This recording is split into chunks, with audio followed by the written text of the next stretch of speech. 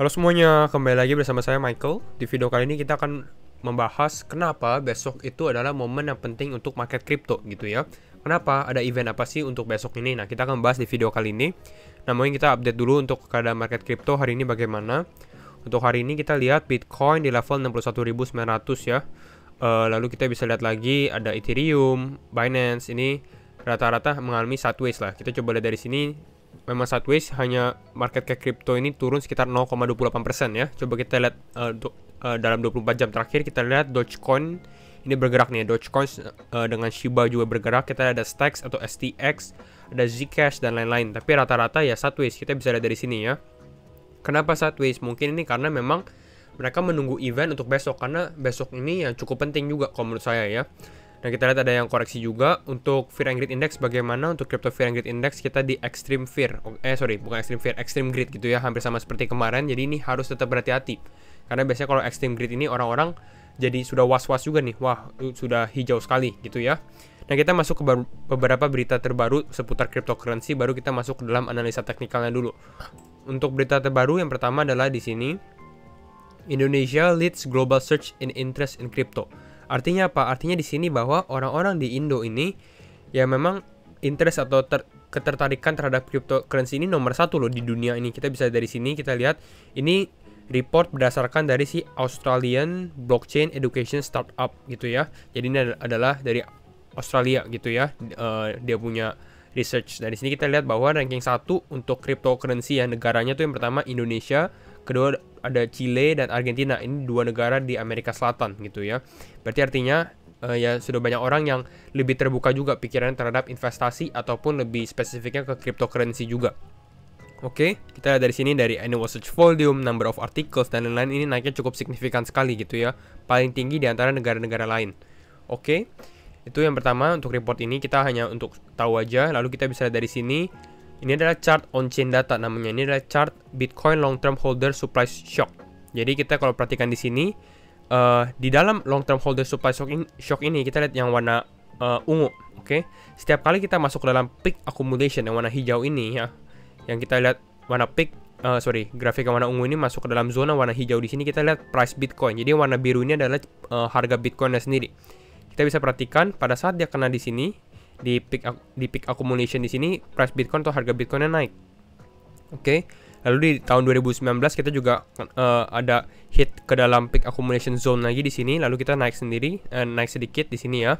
Lalu hampir sama juga di tahun berapa nih? 2020 juga nih. 2020 kita juga ada hit, kita naik ke atas gitu ya. Jadi ada uptrend. Setiap kali kita masuk ke dalam peak accumulation seperti ini, biasanya kita ada uptrend. Berarti apa nih? Untuk di saat sekarang kita lihat juga kita sudah masuk ke dalam peak accumulation juga. Artinya mungkin ya untuk beberapa bulan ke depan ini masih cukup bullish juga. Kalau dari on-chain data sendiri pasti banyak yang bilang, wah kan November ada tapering dan lain-lain. Nah, itu adalah external factor yang harus kita bahas juga sih sebenarnya. Nanti mungkin kita akan bikin satu video juga untuk hal itu. Nah, jadi untuk bullish kalau dari on-chain data ini sendiri masih cukup bullish selama beberapa minggu dan bulan ke depan. Oke. Kita bahas coba kenapa besok ini momen yang penting untuk market crypto. Karena apa? Karena kita lihat dari sini ProShares Bitcoin Futures ETF to start NYSE trading on Tuesday. Jadi kalau kita ingat kemarin di hari Jumat ya, di hari Jumat ini baru saja SEC ini approve atau diperbolehkan untuk Bitcoin Futures ETF yang namanya ProShares sendiri. Lalu kita bertanya kan, kapan sih dia bisa ditradingkan? Karena yang kita perhatikan juga bukan hanya di approve, tapi bisa ditradingkan gitu. Dan ternyata ini sudah ada tanggalnya juga bahwa hari Selasa, hari ini hari Senin kan, berarti mungkin tanggal Oktober 19 untuk di Amerika ya, jam Amerika, berarti mungkin ya sore ke malam gitu ya, di waktu Indonesia gitu. Nah, ini bakal mungkin ada pergerakan di harga Bitcoin juga. Kenapa? Karena ya kita Bitcoin Futures ETF-nya ini sudah bisa ditradingkan. Harus dimention juga bahwa ini adalah Bitcoin Futures ETF. Jadi ini futures ya, bukan hold Bitcoinnya sendiri, bukan Bitcoin Spot ETF. Jadi ada perbedaan sendiri. Kenapa sih futures yang di-approve? Karena memang kalau misalnya buat SEC sendiri atau regulatory sendiri gitu ya, lebih mudah untuk mereka mengatur futures gitu daripada spot. Makanya mungkin yang di-approve dulu adalah futures. Kita lihat di sini, ProShares namanya ETF-nya ya, will launch a Bitcoin ETF starting tomorrow. Oke. Lalu di sini adalah beberapa tanggal ETF timeline important dates, khususnya adalah spot based ETF application. Jadi ini adalah aplikasi-aplikasi untuk ETF yang spot. Dan ini cukup penting juga nih. Beberapa tanggal yang bisa kita lihat bahwa biasanya sih saya lihat ini di final decision-nya gitu ya. Jadi kayak di November 14 kita bisa lihat ini ada VanEck Bitcoin ETF 14 November gitu ya. Di 5 Desember kita ada lihat lagi di sini ada Wisdom Tree Bitcoin Trust, Desember 18, Januari 1 Januari juga. Kenapa? Karena kalau final decision ini adalah SEC bagaimana nih? Apakah dia perbolehkan atau dia tolak gitu. Jadi ini akan cukup penting juga beberapa tanggal untuk ETF dan ya, mungkin akan ada efek ke dalam price Bitcoin sendiri. Nah, itu untuk beberapa berita terbaru. Lalu kita sekarang masuk ke dalam technical Bitcoin dulu kali ya. Untuk technical Bitcoin kemarin sempat kita mention di video yang lalu bahwa memang kita lihat nih besok ini momen penentuan gitu, dan kita lihat sendiri bahwa untuk weekly close di minggu ini ya, weekly close minggu ini kita lihat kita closing di berapa nih? Kita closing di 61.500. Mungkin ini saya kasih garis ya. Nah, di warna ini ya, 61.500. Kenapa sih penting sekali kita closing di 61 ribuan? Kenapa? Karena kita perhatikan nih, sebelumnya di bulan April 2021 ya, ini kan weekly all time high close untuk Bitcoin. Jadi kita perhatikan di sini, closingnya di berapa nih? Closingnya di sini ini di sekitar 60 ribuan. Oke, pasti tergantung, kembali lagi tergantung exchange apa yang kita lihat ya untuk chartnya. Tapi di sini kita lihat closingnya itu di sekitar 60 ribuan. Nah, untuk hari ini kita lihat hari ini kita closing di 61.000. Artinya apa? Artinya ini sekarang kita sudah all time high untuk weekly close-nya sendiri. Memang all time high Bitcoin itu di 64 ribuan. Tapi kalau seperti ini adalah ini salah satu sentimen positif juga. Artinya kita sudah bisa break dari weekly close yang sebelumnya. Kira-kira seperti itu. Nah, sekarang kita masuk ke dalam time frame daily kali ya, untuk kita perhatikan untuk Bitcoin-nya sendiri bagaimana nih. Nah, untuk Bitcoin kita lihat sempat kita bilang mention bahwa level 61.800 akan menjadi level resisten yang cukup penting juga untuk Bitcoin. Jadi ini dia lagi sedikit sideways sebenarnya, bisa aja dia membentuk bull flag atau ini ya, tapi kita harus lihat dulu konfirmasinya.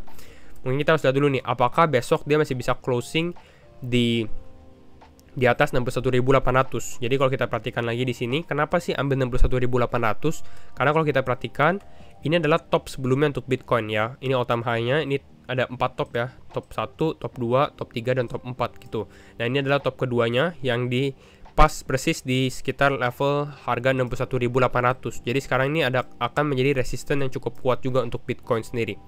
Nah, besok adalah momen penting. Karena apa? Karena menurut saya ini besok antara Bitcoin bisa pump gitu ya, antara gara-gara ada ETF-nya bisa ditradingkan, Bitcoin, interest Bitcoin itu orang-orang jadi melihat ada kenaikan di harga Bitcoin-nya juga, atau malah mereka buy on rumor, sell on news gitu. Artinya apa? Artinya kemarin buy on rumor pada saat ETF-nya di-approve gitu ya. Nah, ternyata pada saat di trading tahu-taunya di dump. Itu juga bukan sesuatu yang itu sesuatu yang cukup biasa juga sih sebenarnya di financial market ya, seperti itu ya, buy on rumor, sell on news. Lalu kalau kita lihat perhatikan sendiri lagi bahwa kalau misalnya kita perhatikan di Moonface ya, kita suka ada MP ya, Moonface. Kalau kalian familiar dengan Moonface, di sini kita bisa lihat. Ini saya agak sedikit review dulu ya. Kalau Moonface itu adalah ada full moon. Full moon itu yang warna kuning ya. New moon itu warna putih. Oke. Dan biasanya kalau kita punya cycle, pada saat kita dari new moon ke full moon gitu ya, pada saat new moon ke full moon ini kita biasanya mengalami sedikit sideways ataupun ada koreksi gitu. Dan sebaliknya, pada saat kita dari full moon ke new moon kita biasanya mengalami uptrend gitu ya. Nah, kalau kita perhatikan di sini, harusnya cycle kita sekarang ini adalah dari new moon ke full moon. Artinya apa? Artinya harusnya kita mengalami koreksi sedikit. Karena memang ini pattern menurut saya cukup play out untuk Bitcoin ya, selama beberapa bulan terakhir. Mungkin kita lihat dari 2021 ini cukup on point juga. Kita bisa perhatikan di sini dari new moon ke full moon mengalami penurunan, dia naik lagi, di sini kita turun lagi gitu ya. Kalian bisa cek sendiri sebenarnya gitu ya untuk new moon dan full moon cycle di sini. Nah, kita bisa perhatikan sendiri bahwa new moon-nya ini akan ada full moon yang akan terjadi nih. Di tanggal berapa? Full moon itu akan terjadi di tanggal 20 Oktober. Gitu. Dan biasanya full moon ini indikasi bahwa adalah bottom kita gitu. Jadi kalau misalnya ternyata wah, Bitcoin koreksi gara-gara bisa dibilang gara-gara Bitcoin ETF atau bisa ditradingkan dan lain-lain, itu juga bukan sesuatu yang surprising untuk kita sendiri. Makanya ini saya ada label di sekitar tanggal 20 Oktober gitu. Mungkin kita masih bisa koreksi. Sekarang untuk level supportnya untuk Bitcoin sendiri itu di sekitar level ini ya, di 57 ribuan, 57 ribu. Karena di sini kita sempat konsolidasi dan memang Bitcoin ini belum ada koreksi yang signifikan sekali sih dalam beberapa hari terakhir. Kita lihat di sini kita sideways langsung naik lagi gitu ya. Ini sideways, kita belum sempat mengalami koreksi dulu. Dan ya, biasanya pada saat terjadi koreksi memang altcoin itu akan terjadi ya, mereka juga akan mengalami koreksi. Tapi biasanya pada saat Bitcoin sudah mengalami koreksi, mungkin ini bisa menjadi change in cycle-nya juga gitu. Karena kita lihat dari sini, dari kemarin Bitcoin ini mengalami kenaikan terus gitu kan. Nah, mungkin dari pada saat Bitcoin mengalami koreksi, kita akan bisa ada perubahan tren dari altcoin sendiri. Nah, kita bisa selanjutnya kita coba cek untuk Bitcoin dominance.